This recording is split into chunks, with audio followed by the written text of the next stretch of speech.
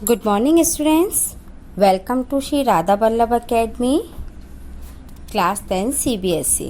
Okay, तो अब हम मैंने पहले वीडियोस में काव्य खंड का फर्स्ट चैप्टर सूरदास जी के पद उनकी व्याख्या की थी और उनके नोट्स भी आप लोगों को भेज दिए। तो आप साथ के साथ उन्हें फेयर रजिस्टर में नोट डाउन करते जाइए ताकि आपके अगर टेस्ट होते हैं तो उसमें आप टेस्ट आपके हर चैप्टर के टेस्ट होंगे तो उसको आप साथ के साथ याद भी करते जाइएगा। टेस्ट की जो भी इंफॉर्मेशन होगी वो आपको मिल जाएगी।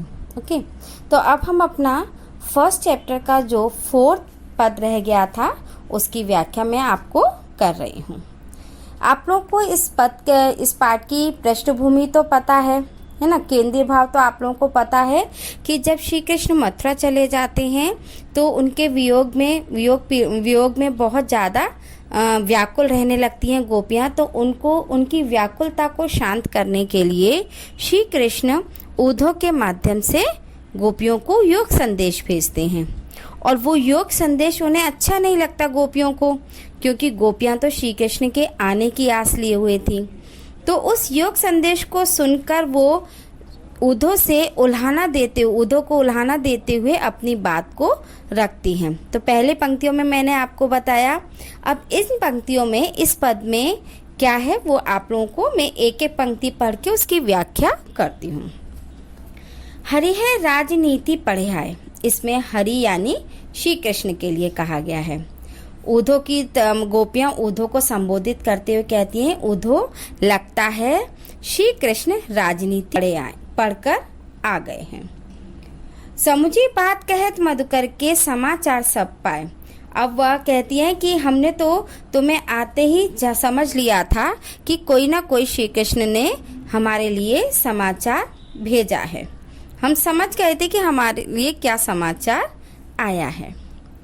एक अति चतुर होते पहले थे, अब गुरु ग्रंथ पढ़ाए। फिर वो उधर से कहती हैं, हम तो पहले से ही जानते हैं कि तुम पहले से ही बहुत चतुर चालाक थे। अब तुम अपने गुरु कौन है उनके? श्री कृष्ण से राजनीति के ग्रंथ और पढ़ आए हो।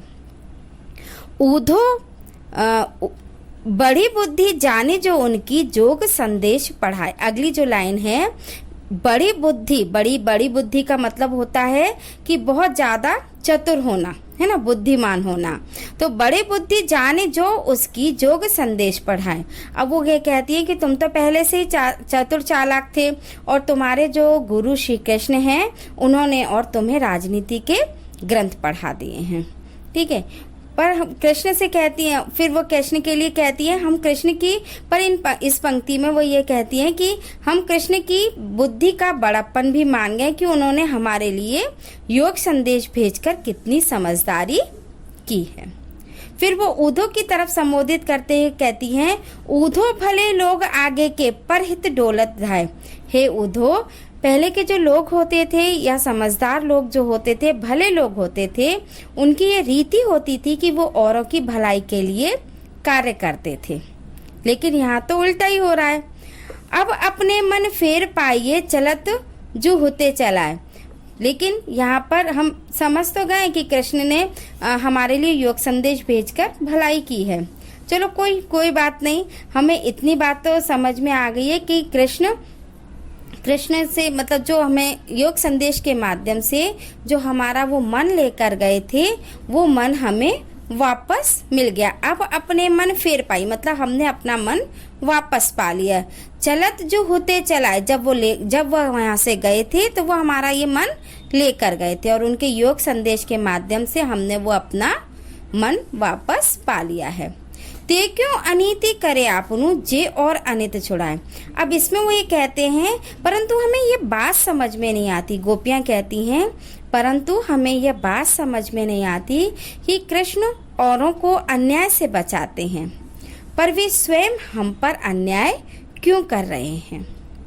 ये राजधर्म तो यह सूर जो प्रजा न जाहि सताए। सूरदास जी गोपियों के माध्यम से कहते हैं कि हे उद्धव, राजधर्म तो यही कहता है कि प्रजा को सताया नहीं जाए।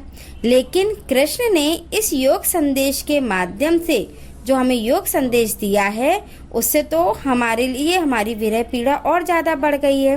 तो जबकि कृष्ण को तो चाहिए था कि वे अपने इस योग संदेश को वापस ले लें, वापस लेकर हमारे पास आकर हमारी पीड़ा को दूर करें और हमें दर्शन दें। मतलब कहने का मतलब है इस पंक्ति में उद्धव जब समाचार योग संदेश लेकर आते हैं तो उल्हाना देते हुए वो ये कहती हैं कि जो श्री कृष्ण हैं उन्होंने इस वाले पद में हमें आकर दर्शन देने की बजाय योग संदेश देकर हमारी विरह अग्नि को और बढ़ा दिया है, और वह इस योग संदेश को वापस लेने को कहती हैं अपने इसमें। और वो ये कहती हैं कि हमें इस योग संदेश ये योग संदेश नहीं चाहिए, बल्कि वे आकर हमें दर्शन दें।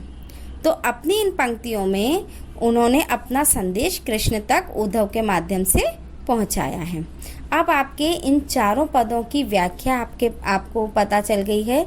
इन व्याख्याओं को समझने के लिए सबसे पहले शब्दों का अर्थ समझना बहुत ज़रूरी है, इसलिए शब्दार्थ याद कीजिए, फिर व्याख्या याद करेंगे। Okay, thank you.